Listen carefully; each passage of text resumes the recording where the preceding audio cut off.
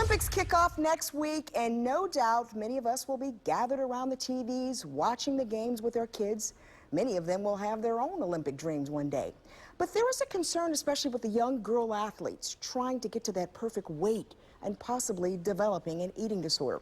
So to talk about the warning signs and what we're to do, we're joined now by Paula Edwards-Gayfield from the Renfro Center here in Baltimore. Thanks for coming in. Thank you. Talk to me about this female athlete triad we're talking about. Yes, so the female athlete triad, we're looking at a combination of 3 different factors. That's going to be disordered eating. It's also going to be loss of a period or irregular periods, as well as the development of osteoporosis. And so what's happening is we're seeing these girls in this peak time of bone development.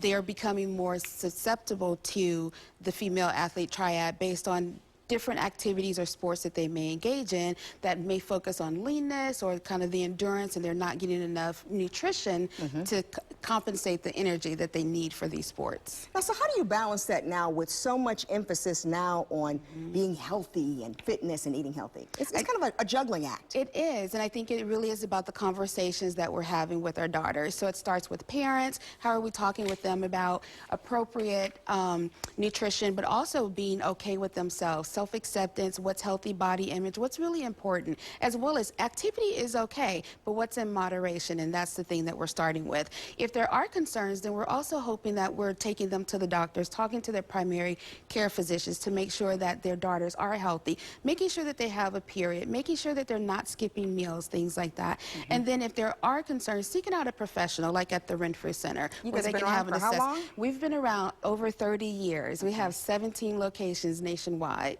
So have things gotten better or worse, you think?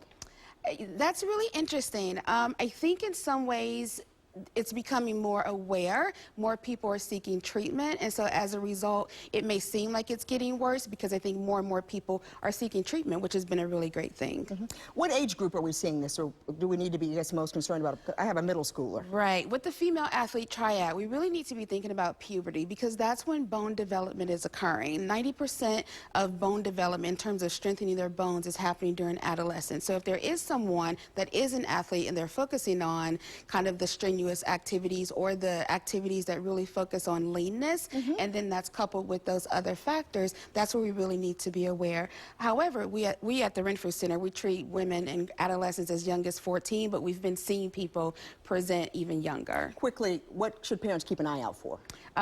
They're making sure, one, that their girls are having periods. I would start with that, but also the conversations around body image, making sure that they're eating meals, that they're not skipping snacks. The protein in there. Absolutely. Making sure that everything is nutritious. Also look for body image talk, good, bad food discussions as well. Okay. Snacking is a problem at my house.